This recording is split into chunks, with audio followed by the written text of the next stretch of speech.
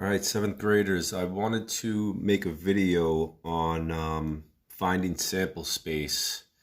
This was our assignment from yesterday, and I think this is one of those things where you hear a new term like sample space and it's part of probability, so you just think that, it's math, it's new material, it's complicated, so it must be difficult. Um, But this is something that once you do one of them, you realize that it's probably easier than you initially thought. So I'm just going to look at the four problems from yesterday. This is from the assignment on Google Classroom, finding sample space. Um, First question was, a sub shop has two different types of bread, white and wheat, and it has two different options for meat, turkey and tuna. What is the sample space? And in asking what is the sample space, it's the same thing as saying how many different possible subs can be made by these options. So we have white and wheat. So I'll call white WH and wheat WT. And then we have two options. We have turkey or tuna.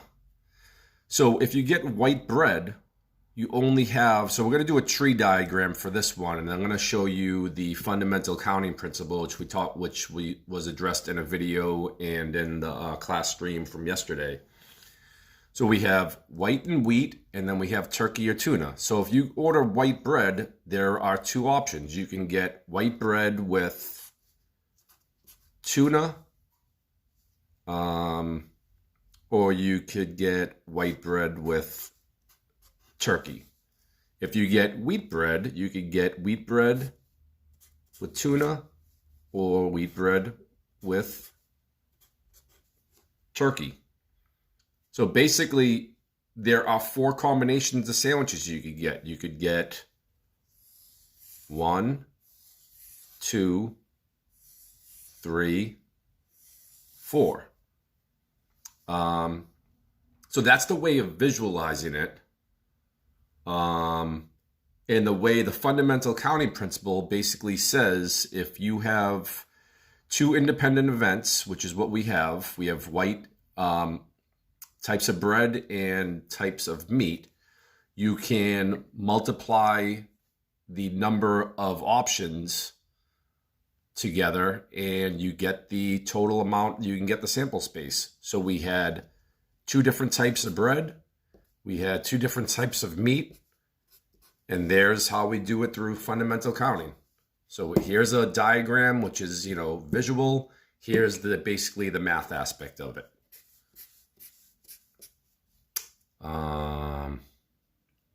Next question.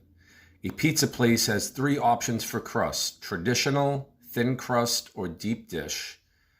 You can order one of three different toppings: pepperoni, onions, or olives. What is the sample space, or how many different possible pizzas can be made by these options? Now, if I asked you this question without knowing about sample space and how to figure it out, you probably might not know. But now that we know this, we have a system to find it. So we'll start with the crust. So we have thin crust, which we'll call TC, deep dish, DD, and traditional. We have three toppings: pepperoni, onions, or olives. So if you get a thin crust pizza, you have three different options. You can get pepperoni, you can get onions, or olives. If you get deep dish, same thing. You can get pepperoni, you can get onions, or you can get olives. For traditional, pepperoni, onions, or olives. And just like up here, now that we did our tree diagram, we can see the different options. We have thin crust, you have 3 options. Deep dish, 3 options. Traditional, you have 3 options. So we got, I'm not going to circle them because it's going to make a mess, but I'll do it with a pencil. We go. There's 3. There's another 3. And our last 3 are like that. Now we had, so here's the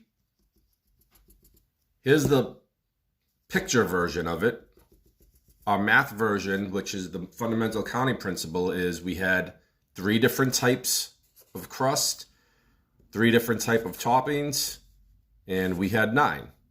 So you can do the chart version or the diagram version here. The math version is right here. Either way, it's going to be, the sample space is going to be 9.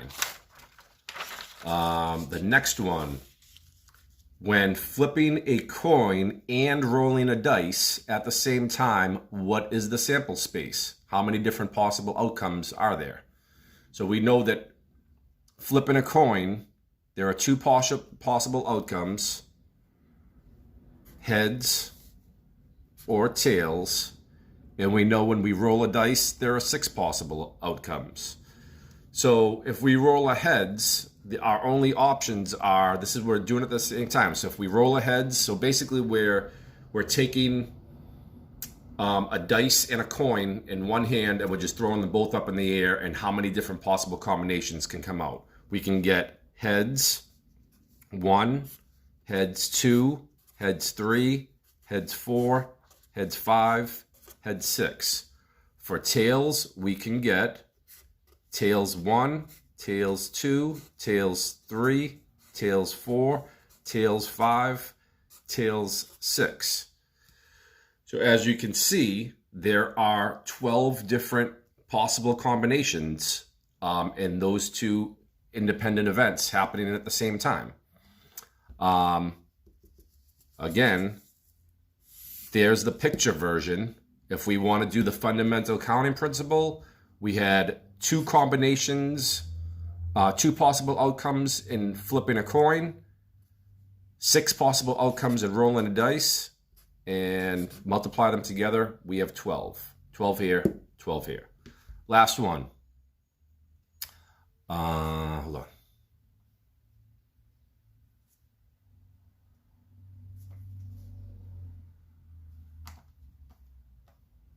Last one is, you have 3 pairs of sneakers and 5 pairs of shorts. What is the sample space? How many different possible outfits can be worn?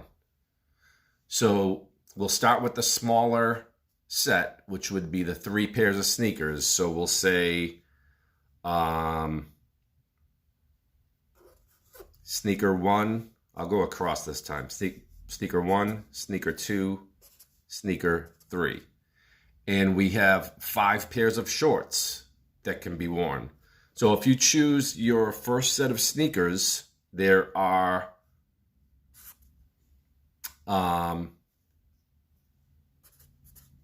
shorts 1, 2, 3, 4, and 5. So if you choose to wear your first pair of sneakers, these are the possible outfits that can be worn with that. But we also have a second pair of sneakers. So we're just going to repeat that from, kind of running out of space here. Shorts 1, shorts 2, shorts 3, shorts 4, shorts 5. So sneaker 2, we had 5 possible combinations. We have a total of 10 right now. And I'll repeat that for the third pair of sneakers.